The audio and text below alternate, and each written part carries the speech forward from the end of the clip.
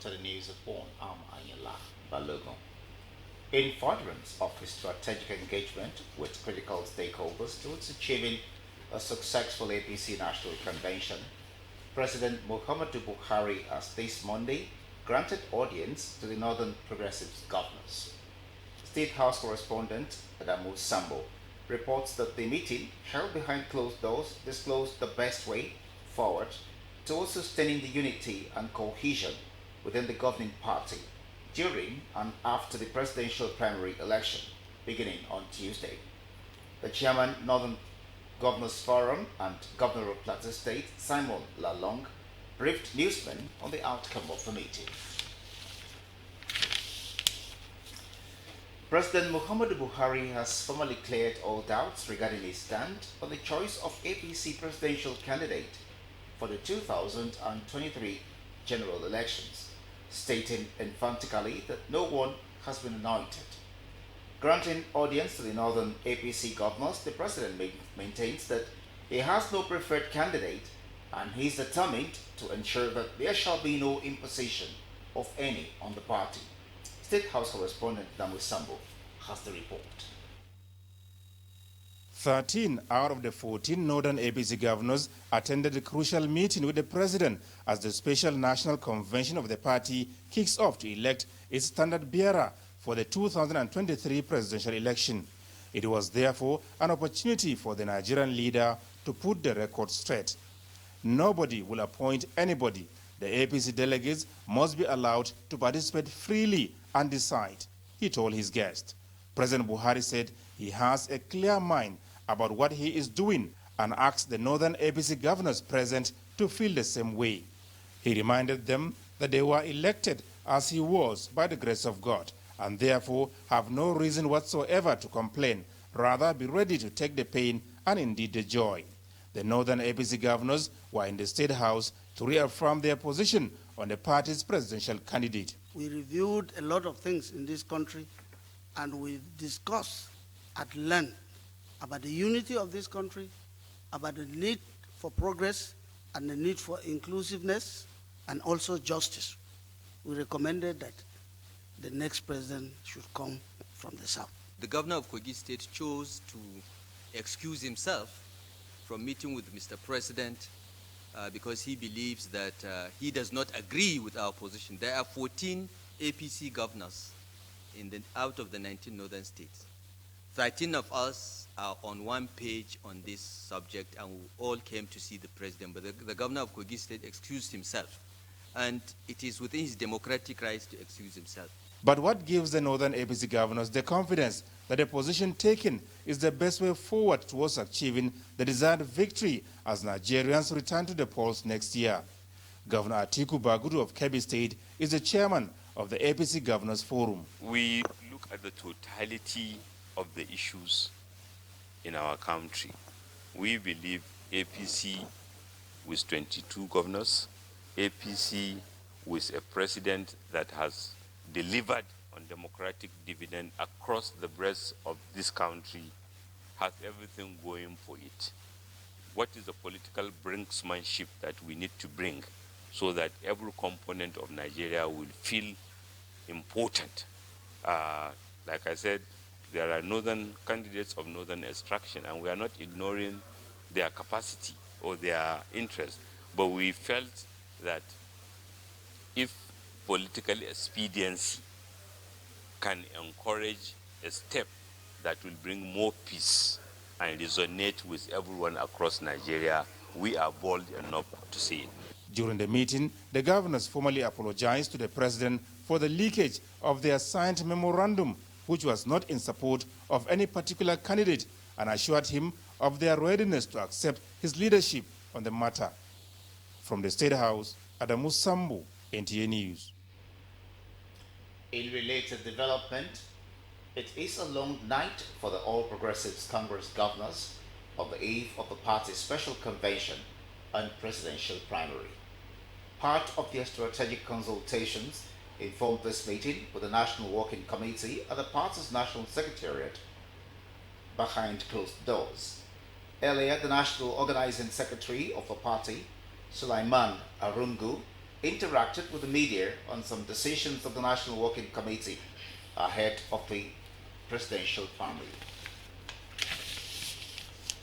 Vice President Yemi Osinbajo has assured the government and people of Ondo State, especially the entire Owo community, that the federal government will in no distant time fish out the perpetrators of a Sunday attack on St. Francis Catholic Church, Owalua Owo, and make them pay for their evil act.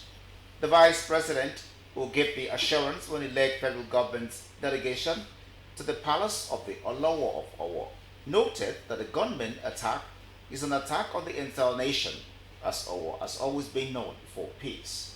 Tony Batire has details.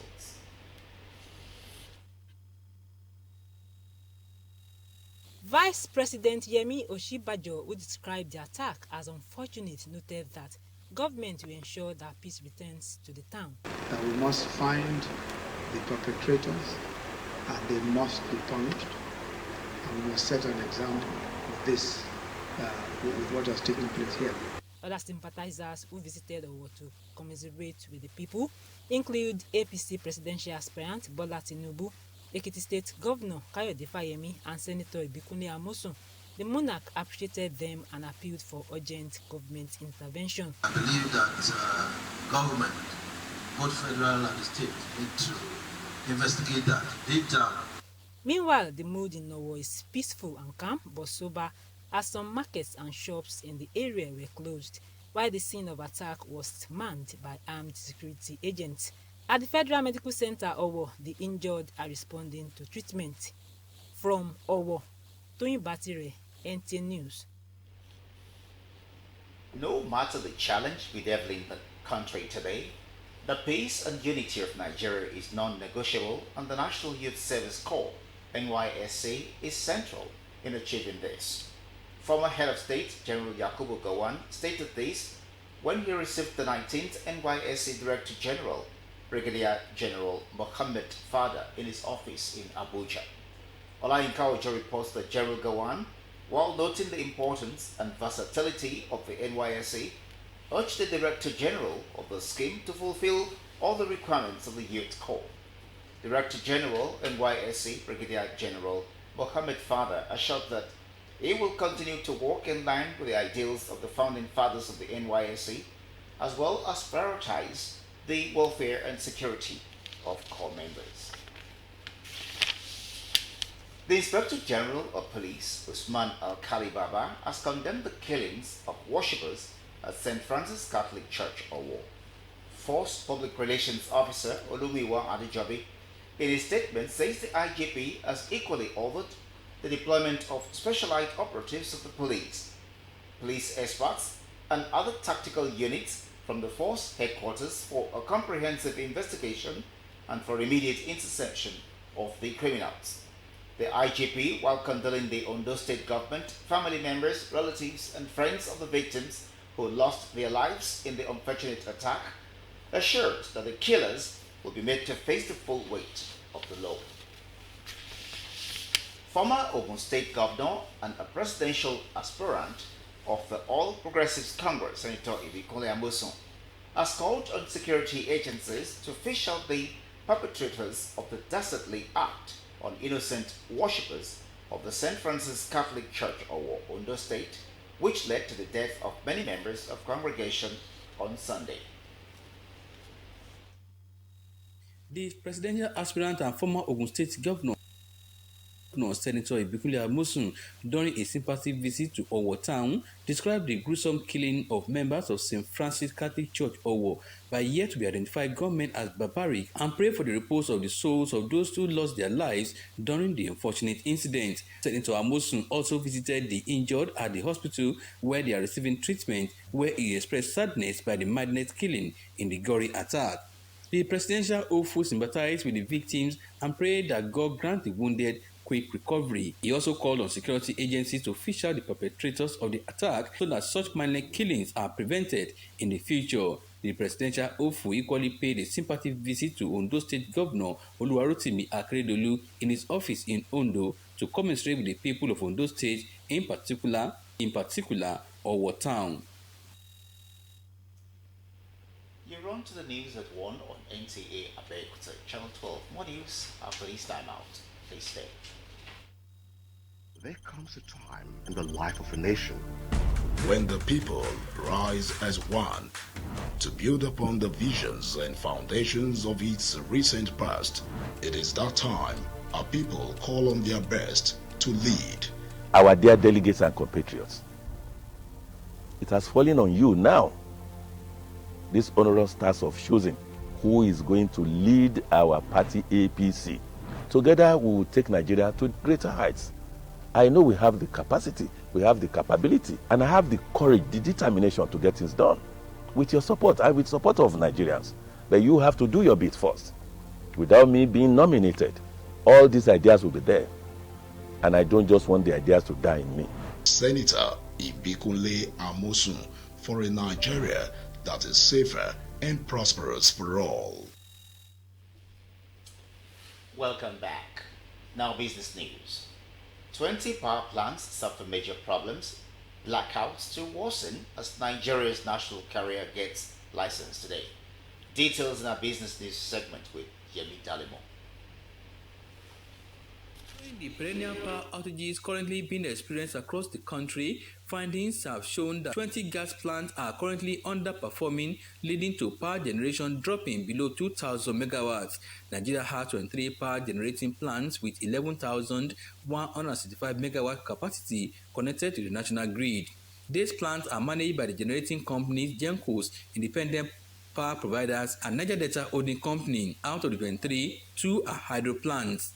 Investigations show that the gas plants are currently either generating below expectations, shut down due to lack of gas, or undergoing maintenance. The Nigerian Civil Aviation Authority is to present an air transport license to the interim management of Nigeria's national carrier, Nigeria Air, today. An air transport license is issued as authorization to airlines to provide scheduled and non-scheduled services. The issuance of an ATL to Nigeria Air today will be coming 4 years after the branding and livery of the new airline was unveiled by the federal government during the Farnborough Air Show in London. And that's it on Business News. It's over to you, studio. Thank you, Yemi. On the entertainment scene, Nollywood actress Biodun Okewo announces break from Instagram over constant bad news. Details in our entertainment news. Nollywood actress Regina Chukwu has issued stern warnings to her colleagues who are in league with politicians in Nigeria. The actress, furious with the brutal killings of some church members in Owo, Ondo State on Sunday, threatened to physically attack any of her colleagues who campaign for any candidate. According to Regina Chukwu, some of her colleagues have been bought over by greed and the tokens they receive from the government. Regina Chukwu, who also lamented the country's poor state, urged her colleagues not to cross her as she was furious with them. Nollywood actress Biodun Okeowo, aka Omoboti, says she is taking some days off Instagram to cool off due to the constant sad news and bloodshed that has taken over Nigerian internet space. The movie star cum brand influencer also prayed for God to take over the country and grant those who lost their loved ones during the Ondo State massacre the fortitude to bear the great loss. Similarly, famous Nigerian music producer, singer, and songwriter Kobams Asuko also joined other Nigerians to mourn the painful death of the victims of our Catholic Church attack by gunmen. It was earlier reported that many people were confirmed dead after unknown gunmen invaded the church during the mass and opened fire on the church members. And that's all on entertainment news. Oluwaseyi Adeleye.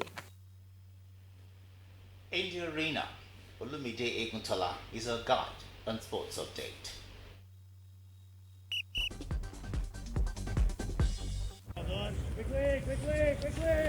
The Super Eagles continue preparation ahead of the 2023 African Cup of Nations qualifier game against Sierra Leone, scheduled for Abuja Thursday with a series of training sessions. The focus of the new coach, Jose Pacero, who will be leading the Eagles for the first time in a competitive encounter, was the pace of the players and shooting drills. Sierra Leone is expected to be run over if, judging by statistics, judging by the past records and anything. But it is Super Eagles, anything can happen.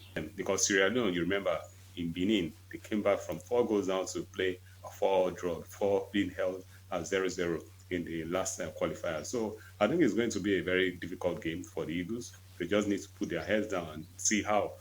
It's also going to be a testing time for the coach. We've seen some impressive performances in the last two friendly matches they played against Mexico and against Ecuador. So I believe we can only build something good right from there. And against the Leon Stars of Sierra Leone, I believe Nigeria will definitely take the day, and with the very convincing performances now, and especially with the introduction of the big boys like Ahmed Musa. Meanwhile, Super Eagles opponents, the Leon Stars of Sierra Leone, have arrived Abuja. Tuesday, AFCON qualifiers include Cape Verde against Togo, while Rwanda will lock arms with Senegal. In the Nigeria Professional Football League, Dakar will host Abia Warriors on Wednesday in a match day 28 encounter. From the ongoing UEFA Nations League, Germany will entertain England while Italy takes on Hungary, among other matches. With sports updates, Olumide Guntola, NTA News. And that concludes the news at 1. I'm Anila Balogun. Good afternoon.